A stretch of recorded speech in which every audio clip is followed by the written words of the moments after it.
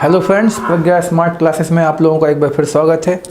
आज हम लोगों की लेटेस्ट परीक्षाएं समसामयिक परीक्षाएं चल रही हैं, खासकर जेल प्रहरी, उसमें लगातार साइंस में न्यूमेरिकल क्वेश्चन पूछे जा रहे हैं लेंस और दर्पण से। तो लेंस से पहले हम लोगों को पढ़ना पड़ता है गोलीय दर्पण, तो उससे संबंधित कुछ क्वेश्चंस और तथ्यों पर हम लोग आज चर्चा करेंगे। तो थोड़ा सा पहले मैं गोलीय दर्पण समझना होता है, तो सीधा पॉइंट पे ही आते हैं। तो गोलीय दर्पण होता क्या है? तो हम लोगों को पता है कि दर्पण जो होता है वो एक साइड से दर्पण जो होता है वो एक साइड से चमकीला और एक साइड से उसको कुछ ना कुछ हम लोग इस प्रकार से पेंट कर देते हैं। तो यहाँ से किरणें जो होती हैं परावर्तित होकर दूसरी ओर जा सकती हैं, मतलब दूसरी ओर बोले हम, यहाँ से किरणें परावर्तित होकर आ सकती हैं। तो इस वाली जो हमने सीधा चित्र बनाया तो इसको बोलेंगे आप समतल दर्पण। तो इससे तो कुछ खास क्वेश्चन आ नहीं रहे हैं। ठीक, हम लोगों को मेन पढ़ना है गोलीय दर्पण।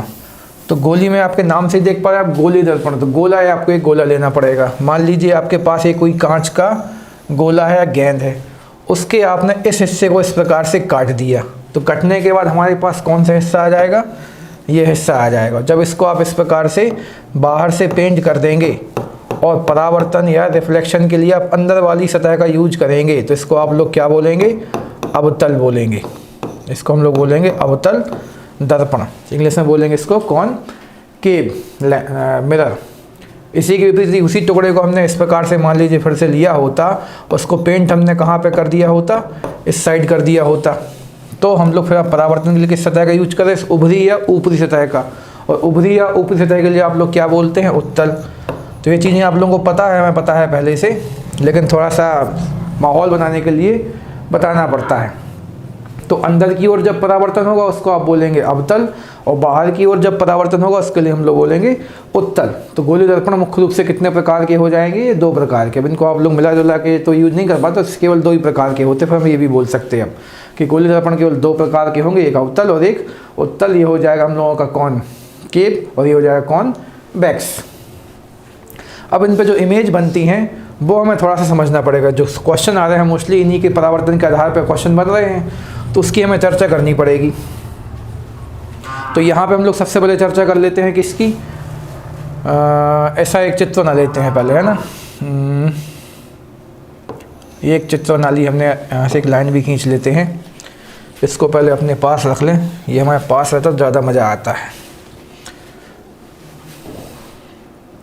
नीले प्रकाश की किरण आई थी इसके पास, ठीक है। सामान्यतः आप लोग चित्र ऐसा बनाते हैं। अब यहाँ पे आप लोग लिखते हैं P, पहले संकेत लिख दे रहे हैं अपने मन से, फिर आपको बताएंगे कौन क्या है ताकि गति मिल जाए हमें पढ़ाने के लिए। इसको लिखते हैं आप सामान्यतः F, इसको लिखते हैं C, और कहीं दूर जाके आप मान लेते हैं इन्फिनाइट या अनंत। तो हम लोगों को इन शब्दों का अर्थ पता होना चाहिए। तो ये सबसे पहले शुरुआत करते हैं इस P से। तो ये P क्या है?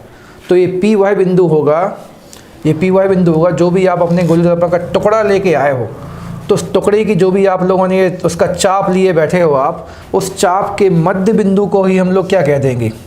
तो आप बोलेंगे P या पोल कह देंगे, ध्रुव कह देंगे। या फिर दूसरी कहानी आप लोगों को ये समझ आई गई होगी शायद कि जो हम लोग की मुख्य अक्ष की रेखा आती है, तो मुख्य अक्ष का जहाँ पे भी इस प्रकार से इस अपने दर्पण के साथ मिलन होता है, उस मिलन बिंदु को हम लोग पोल कहते हैं। तो बल्कि कहानी ऐसी समझानी है आपको कि जो भी आपने गोलाई ली है उस गोलाई का मध्य बिंदु से ही आपको मुख्य अक्ष खींचना होता है, ठीक है। तो ये हमारा सबसे बाहरी बिंदु जो कि मध्य बिंदु है इस वाले चाप का। अगली कहानी हमारी फोकस है। तो फोकस से पहले हमें क्या समझना पड़ता है? सी फॉर होता है सेंटर।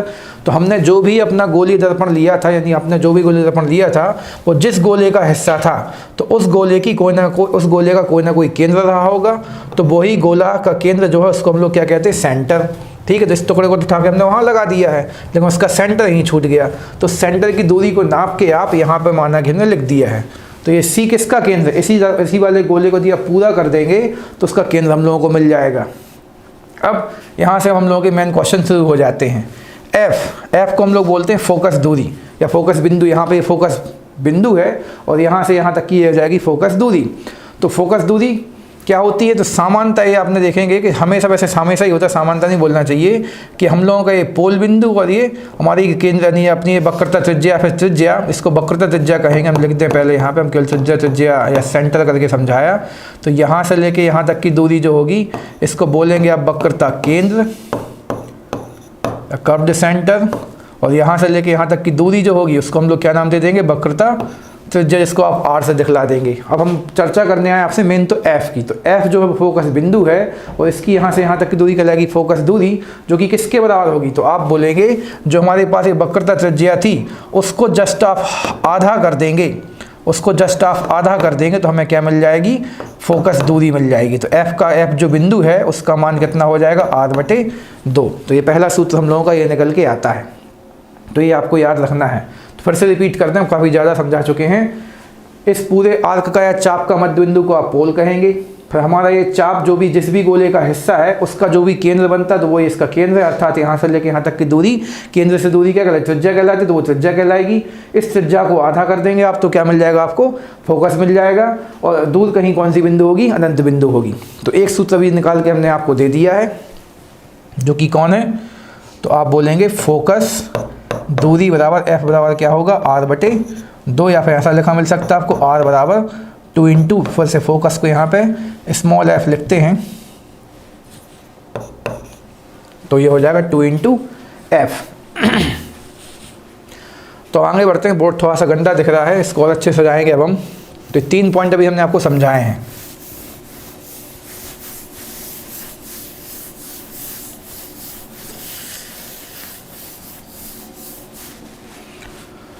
तो आगे की ओर बढ़ते हैं। अब हम लोगों को चर्चा करनी है जो दर्पण 2 प्रकार के हैं, ठीक है, जो दर्पण 2 प्रकार के हैं उनमें प्रतिबिंब कैसे कैसे बनते हैं। तो उससे पहले हमारी इच्छा है कि हम लोग चिन्ह परिपाटी की इच्छा कर लें, नहीं अच्छा पहले इच्छा एक काम करते हैं, पहले दर्पण ही समझ लेते हैं। तो ये मान लीजिए हमारा कोई अवतल दर्पण है, ठीक है, वहाँ यहाँ का इसका ये हमने मुख्य अक्ष बोल दिया, ठीक है, हमने पीछे नहीं बताया आपको। तो इस वाली रेखा को आप क्या कहेंगे, मुख्य अक्ष, जिस पर ही ये P, उसी पर हम लोगों का आगे जाके ये F, उसी पर हम लोगों का यहाँ पे ये C, और आगे कहीं जाके अनंत बिंदु पे वस्तु रखोगे। तो इस मुख्य अक्ष पर ही हमें वस्तु स्थापित करनी है और ये अवतल दर्पण है। तो अवतल दर्पण है अर्थात इसको हम पीछे से इस प्रकार से पेंट कर दे रहे हैं, ठीक है। और इन सवालों में आपको हमेशा ये भी याद रखना है कि वस्तु आपको बाईं ओर ही रखना है। हम लोग भारतीय और देवनागरी लिपि में लिखते हैं, हम लोग हमेशा किस साइड से लिखना शुरू करते हैं, तो आप बोलेंगे सर बाईं ओर से। तो वस्तु हमेशा बाईं ओर रखी जाएगी। कभी कभी आप लोगों को समझाएगा इस प्रकार से भी तो सर वस्तु रख सकते हैं। तो जब वो चिन्ह परिपाटी की बात होगी तो वहाँ पे हम लोगों का काम बिगड़ जाएगा। यदि वस्तु आप यहाँ रख दोगे, प्रतिबिंब यहाँ बना रहे, कोई दिक्कत तो नहीं हो रही है, लेकिन अब वस्तु चूंकि आपने इस साइड रख ली है तो आगे हम लोग अभी पढ़ेंगे कि इस साइड की चीज़ होगी माइनस में, इस साइड की चीज़ होगी प्लस में। तो यहाँ पे आपको ये सब चीज़ें प्लस में मिलेंगी, वहाँ पे मिलेंगी माइनस में। तो जो स्टैंडर्ड या मानक नियम चलता है उसका आप पालन नहीं कर पाओगे। इसलिए वस्तु को हमेशा कहाँ रखना है, आपको बाईं ओर ही रखना है, अपने लेफ्ट हैंड साइड की ओर ही रखना है। तो इसमें से कुछ स्थितियाँ पहले हम आपको समझा देते हैं कि अवतल दर्पण में क्या होता है। अवतल दर्पण में जब वस्तु कहाँ पर रखी होती है, अनंत पर रखी होती है। जब वस्तु अनंत पर रखी होती है तो उसका जो प्रतिबिंब होता है वो काके कहाँ बनता है, फोकस पे बनता है। एक कहानी आप लोगों को ये याद है पहले से, ठीक है। जब वस्तु हमारी अनंत और वक्रता केंद्र के बीच में रखी है, यहाँ पे जब वस्तु अपने अनंत और वक्रता केंद्र के इसके बीच में रखी है तो जो हमारा प्रतिबिंब है वो आके कहाँ बन जाता है, तो आप बोलेंगे सर इनके दोनों के बीच बन जाता है, मतलब वक्रता केंद्र फोकस के बीच बन जाता है। और जब वस्तु इसी वक्रता केंद्र पर ही रखी होगी, जब वस्तु वक्रता केंद्र पर ही रखी होगी तो उसका प्रतिबिंब भी कहाँ बन जाता है, यहीं बन जाता है। तो हमने वस्तुएं बना दी हैं आपको, और हर बार वस्तु उल्टी बना है वो आखिरी में आपको बता देंगे। और जब वस्तु को आप इस वक्रता केंद्र के बीच यहाँ रख देंगे तो इसकी जोड़ी आप बना दोगे। अब यहाँ की वस्तु का जो प्रतिबिंब है वो कहाँ पहुँच जाएगा, यहाँ पे, पर नीचे हो जाएगा यहाँ पे। इसको यहाँ से वही हम मिटा देते हैं क्योंकि प्रतिबिंब तो हमेशा नीचे इसी जाना उल्टा होके।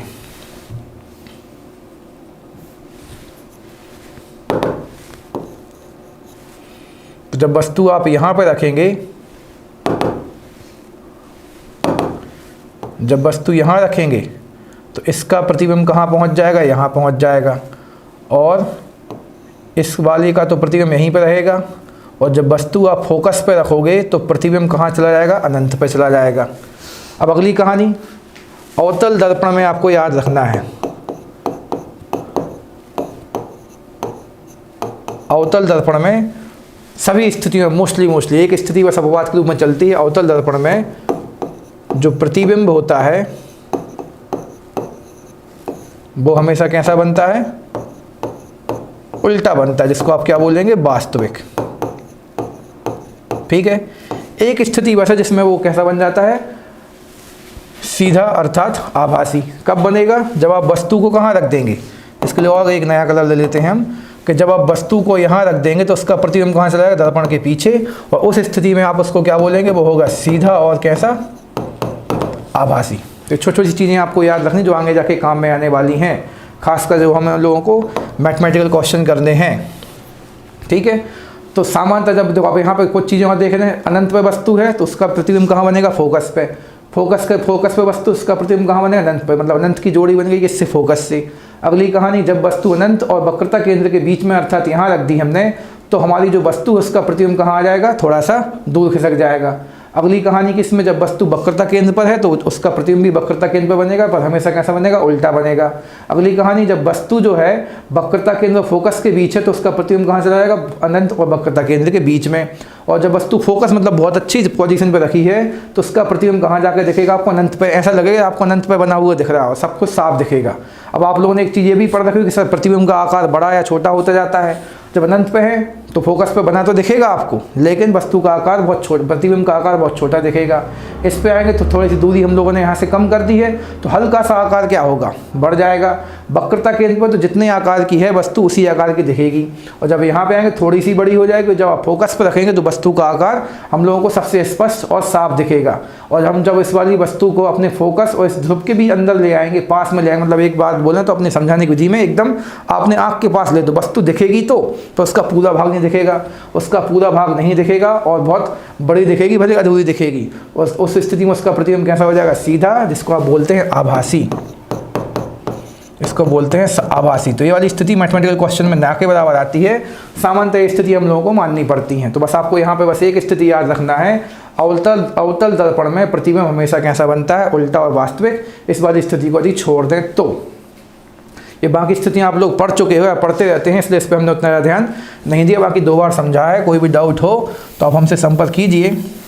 टॉपिक काफ़ी लंबा है इसलिए मैं गति बढ़ानी पड़ रही है, तो वीडियो थोड़ा सा बोरिंग हो जाएगा और आप लोगों को भी दूसरे विषय पे भी ध्यान देना है। एक सूत्र मिटा दिया मैंने जल्दबाजी में यहाँ पे कि फोकस दूरी जो होती है वक्रता त्रिज्या मतलब आर की आधी होती है, मतलब एफ बराबर होता है r/2। अब दूसरा दर्पण कौन सा पढ़ना है आप लोगों को? तो आप बोलेंगे सर मैं पढ़ना है उत्तल अर्थात कॉनकेव। ठीक है। इसमें हम लोग पेंट या कहाँ भी है, पेंट कहाँ करेंगे? इस साइड करेंगे। इस बार लाल कलर लेके आ जा रहे हैं हम आपके पास। तो इसमें ये हो जाएगा हम लोगों का फिर से वही P, यहाँ कहीं मिलेगा हम लोगों को F, और यहाँ कहीं हो सकता है कौन सी, और यहाँ कहीं दूर जाके होगा अनंत। तो इस बारे में आपको सबसे इजी पड़ता है यहाँ पे हम लोगों का उत्तल या कॉन्वेक्स दर्पण जो होता है, मिरर जो होता है, इसमें आप वस्तु को कहीं भी रखिए, चाहे यहाँ रखिए, चाहे यहाँ रखिए, चाहे यहाँ रखिए, चाहे यहाँ रखिए, चाहे यहाँ रखिए, हर स्थिति में वस्तु का प्रतिबिंब कहाँ जाके कहाँ बनता है? दर्पण के पीछे बनता है। ठीक है। अर्थात हमेशा कैसा बनता है? वहाँ पे लिखा उल्टा, तो यहाँ पे हमेशा कैसा बनेगा? तो आप बोलेंगे सर हमेशा सीधा बनेगा अर्थात आभासी बनेगा। तो हमेशा दर्पण के पीछे की ओर बनता है। तो ये 2 चीज़ें आपको मेन याद रखना है। तो अवतल दर्पण में सामान्यतः प्रतिबिंब जो बनता है दर्पण मतलब दर्पण की उसी ओर बनता है जिस ओर वस्तु रखी है। लेकिन हम लोगों का जो उत्तल दर्पण है, ये कॉन्वेक्स है, इसमें वस्तु का प्रतिबिंब जो होता है, वस्तु रखी है यहाँ पे, प्रतिबिंब जाके कहाँ बन जाता है? दूसरी ओर बन जाता है। इन चीज़ों को आपको याद रखना है क्योंकि ये चीज़ें हम लोगों को मैथमेटिकल क्वेश्चन में दी हुई नहीं आती हैं। आपको याद रख के फिर आपको वो मेन तो गलती जो हो रही है हम लोगों की प्लस माइनस की हो रही है, तो उस प्लस माइनस को समझाने के लिए हमने आपको ये 2 कहानियाँ बता दी हैं। एक बार फिर से रिपीट कर देते हैं। अवतल दर्पण में जिस ओर वस्तु रखी होती है उसी ओर प्रतिबिंब बनता है। बस प्रतिबिंब कैसा बनता है? उल्टा बनता है।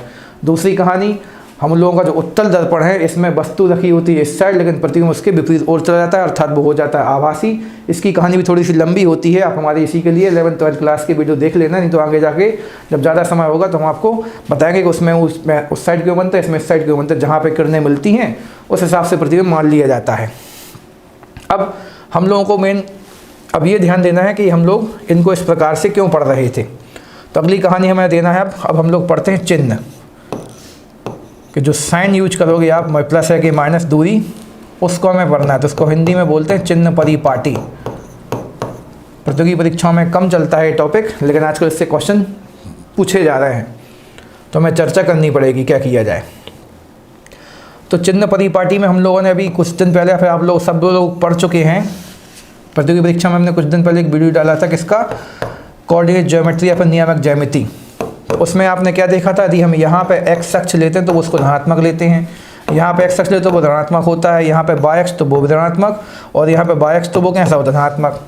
तो यहाँ पे आपको क्या ध्यान देना है कि यदि हमने दर्पण यहाँ बना दिया इस प्रकार से और इसको हमने पेंट यहाँ कर दिया, तो जो मेन वाई अक्ष है उस पर आपको किसको रखना होता है, दर्पण को रखना होता है, एकदम इस प्रकार से लंबवत मान के चलना होता है।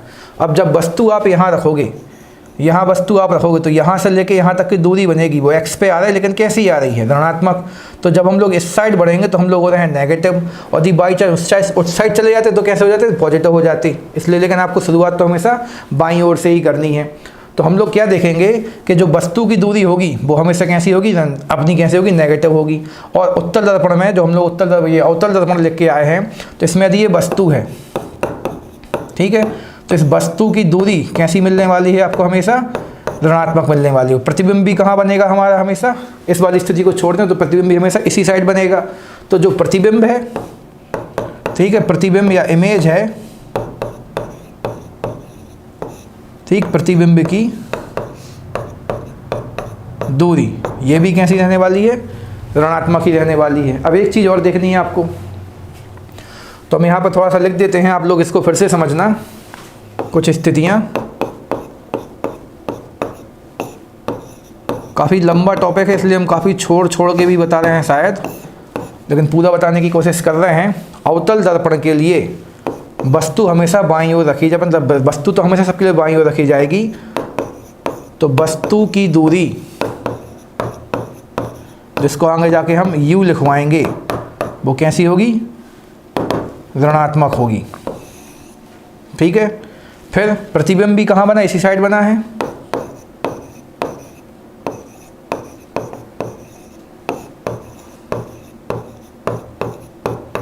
प्रतिबिंब की दूरी, जिसको हम लोग भी लिखेंगे, वो भी कैसी होगी, ऋणात्मक होगी। अगली बात करते हैं आप किसकी, एक चीज़ और बची है अभी। कभी कभी आपको प्रतिबिंब और वस्तु की लंबाई भी यूज करनी पड़ेगी। तो वस्तु आपने रखी है इस वाले अक्ष के ऊपर, और वो कहाँ की ओर जा रही है, तो आप देख रहे हैं ऊपर की ओर जा रही है। और ऊपर की ओर जाने पर मतलब आप वाई अक्ष पे ऊपर की ओर जा रहे हो, और वाई अक्ष पे ऊपर की ओर जाने पर हमें क्या मिलती है, वैल्यू धनात्मक मिलती है। तो ये सब अवतल दर्पण की स्थितियाँ हैं। तो अब हम लिखने वाले हैं यहाँ पे वस्तु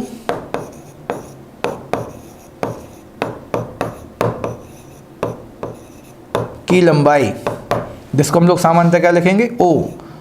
ऑब्जेक्ट की लंबाई, जिसको हम लोग कैसा लेंगे, अब ये पॉजिटिव होगी। लेकिन इसके विपरीत वस्तु नहीं लिखना, क्या लिखना है, इजी लैंग्वेज में लेके हम केवल आपको वहाँ पे ये प्लस माइनस लिख के नहीं छोड़ रहे हैं, पूरा समझा रहे हैं। तो भले समय खर्च हो जाए, लेकिन आपको एक नंबर पक्का मिलने वाला है। प्रतिबिंब की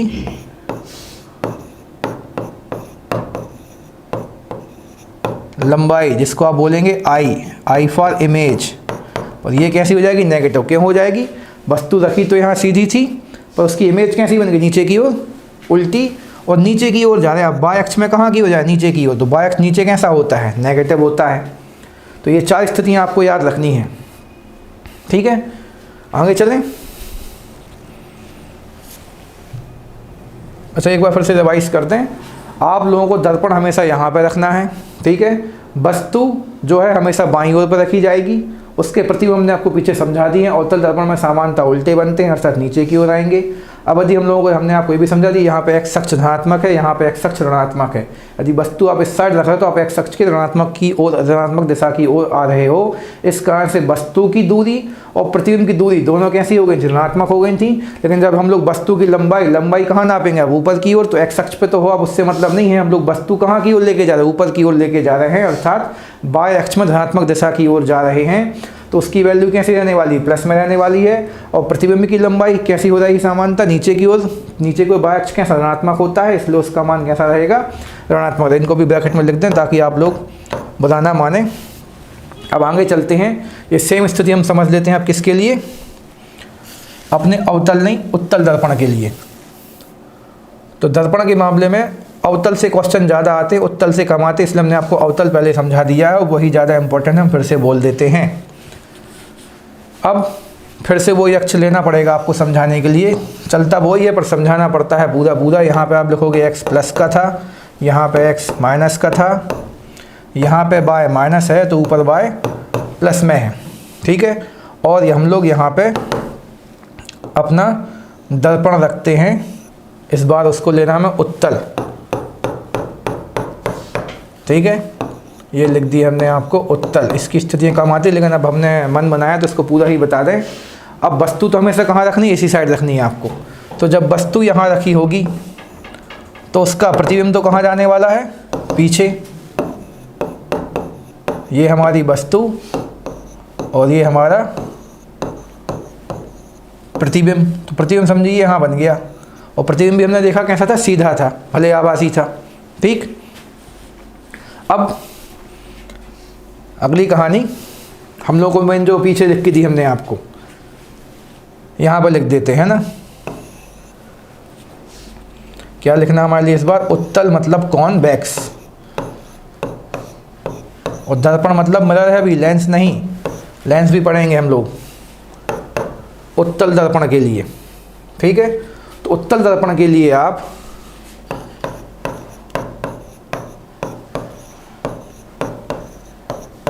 वस्तु की दूरी u, परीक्षा में कुछ लिखा नहीं है इसको ऋणात्मक मानना धनात्मक मानना, वो आपको ही अनुमान लगाना है, बल्कि पता रखना है।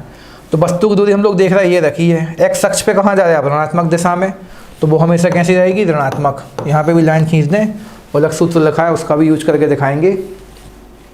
अगली कहानी किसकी, प्रतिबिंब की दूरी, द डिस्टेंस ऑफ इमेज। प्रतिबिंब की दूरी को हम लोग क्या लिखेंगे, स्मॉल v, ये v है, u नहीं है।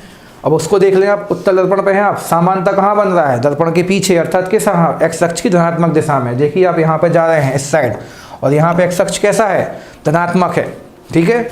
तो ये हो जाएगा इस बार कैसा, धनात्मक लेंगे। अगली लाइन,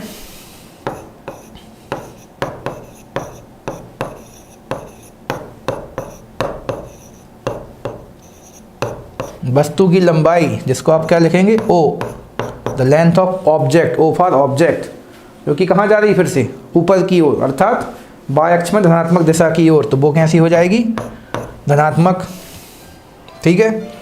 फिर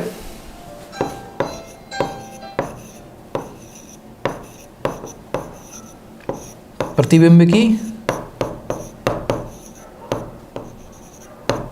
लंबाई, जिसको हम लोग क्या लिखते थे, I, the length of image, ये भी कहाँ की ओर जा रही है, ऊपर की ओर धनात्मक दिशा में, तो इसका मान भी किस में रहेगा, पॉजिटिव। तो कुछ लोगों ने हमारे ख्याल से याद कर रखा है, क्या याद कर रखा, हम फिर से बोल देते हैं कि आपको फैक्ट्स के रूप में प्रतियोगी परीक्षाओं की किताबों में लिखा मिलता है कि अवतल दर्पण की फोकस दूरी हमेशा ऋणात्मक होती है। तो हम लोग देखें, तो यहाँ पे हमने कुछ बोला है आपसे, तो फोकस दूरी मतलब प्रतिबिंब हमेशा कहाँ बनता है, इस साइड बनता है। इस कारण से इस साइड क्या मिलता है, x अक्ष ऋणात्मक, इसलिए वो ऋणात्मक होती है। कुछ लोगों ने ये याद कर रखा है, उत्तल दर्पण की अर्थात कॉन्वेक्स की जो फोकस दूरी होती है वो धनात्मक होती, क्यों, क्योंकि उसका जो फोकस का प्रतिबिंब हमेशा कहाँ बनता है, x अक्ष की धनात्मक दिशा की ओर बनता है, इसलिए वो धनात्मक रहती है।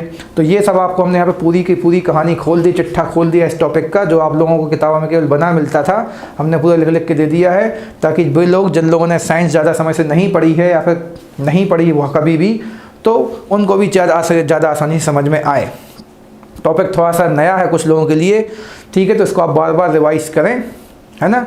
और कोई भी डाउट है तो आप सीधा हमसे संपर्क करें, कमेंट बॉक्स में भी हम लोगों के फ़ोन नंबर पर भी, कॉन्टैक्ट नंबर पर भी संपर्क करें।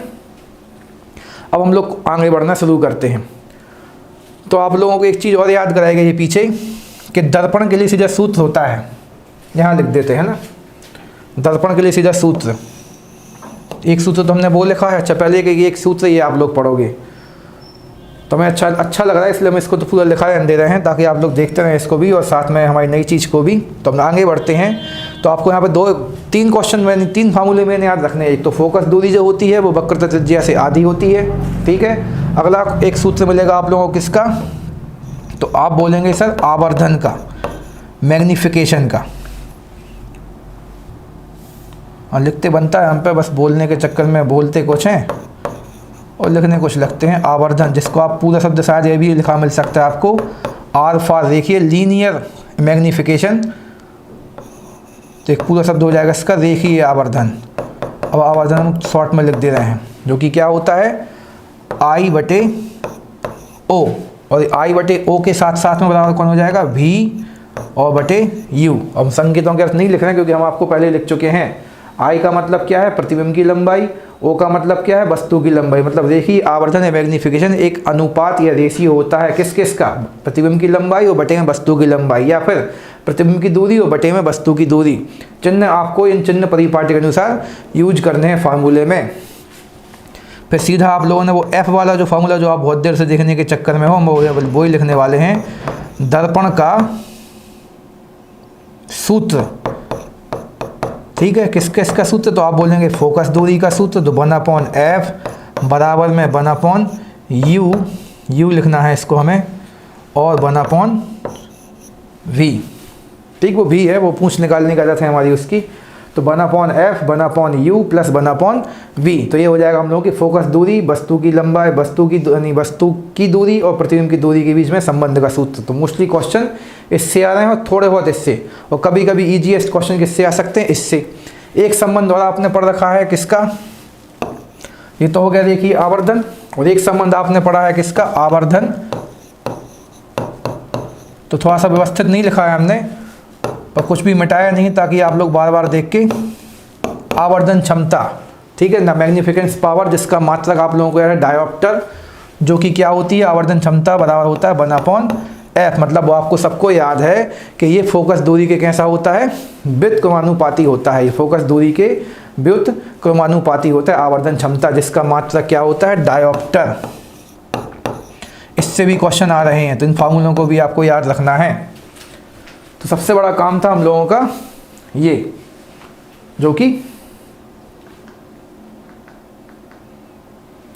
किससे था, चिन्ह परिपाटी से संबंधित। अपने आप कुछ क्वेश्चन आगे पीछे हो गए तो गोली दर्पण पर वापस आ गए हम, तो इसी पे थे हम लोग। और अगला क्वेश्चन हमें लेके आना है आपके सामने। एक क्वेश्चन फटाक से करके दिखाते हैं, इसको साफ करते हैं। माना कि सारे फार्मूले आप लोगों ने रट लिए हैं, और नहीं रटे तो एक बार फिर से हम रिवाइज करने का मन रख रहे हैं आपके लिए। रिपीट कर देते हैं, आपको 4 फार्मूले याद रखने हैं, ठीक है। फोकस दूरी का फार्मूला क्या है, वक्रता त्रिज्या की लंबाई जो भी आपको दी जाएगी उसमें 2 से भाग लगा देंगे, ठीक। एक छोटा सा फार्मूला ये है। आवर्धन क्षमता मतलब आपके लेंस के पास कितना मैग्निफिकेंस पावर है, तो आपको यदि फोकस दूरी ज्ञात है तो उसका आप जस्ट उल्टा कर दोगे। मान लो आपको फोकस दूरी याद है 1/2, तो आवर्धन क्षमता इसका पलट के कितनी हो जाएगी, केवल 2। उसका मात्रक क्या होता है, डायोप्टर, या फिर फोकस दूरी का मात्रक होता है एसआई मात्रक मीटर, तो मीटर इनवर्स। तो डायोप्टर या फिर मीटर इनवर्स एसआई मात्रक के रूप में आप यूज कर सकते हैं, बाकी फेमस है डायोप्टर के नाम से। अगला फार्मूला कौन सा आपको याद रखना है, रेखीय आवर्धन। इसमें क्षमता नहीं लगा, केवल आवर्धन है, मैग्निफिकेंस है, रेखीय आवर्धन, जो कि एक अनुपात है वस्तु की लंबाई, गलत बोल गए हम, प्रतिबिंब की लंबाई बटे में वस्तु की लंबाई, या फिर प्रतिबिंब की दूरी और बटे में वस्तु की दूरी। तो ऊपर हमेशा प्रतिबिंब है, नीचे हमेशा कौन है, वस्तु है। तो जब लंबाई लेंगे तो उनका अनुपात, या दूरी लेंगे तो उनका अनुपात। और सबसे इंपॉर्टेंट सूत्र दर्पण का सूत्र। ये 4 सूत्रों का आपको उपयोग करना है। और सबसे जरूरी चीज़ तो होगी, फिर से बोलते हैं, चिन्हों का उपयोग करना, ठीक है। अब आगे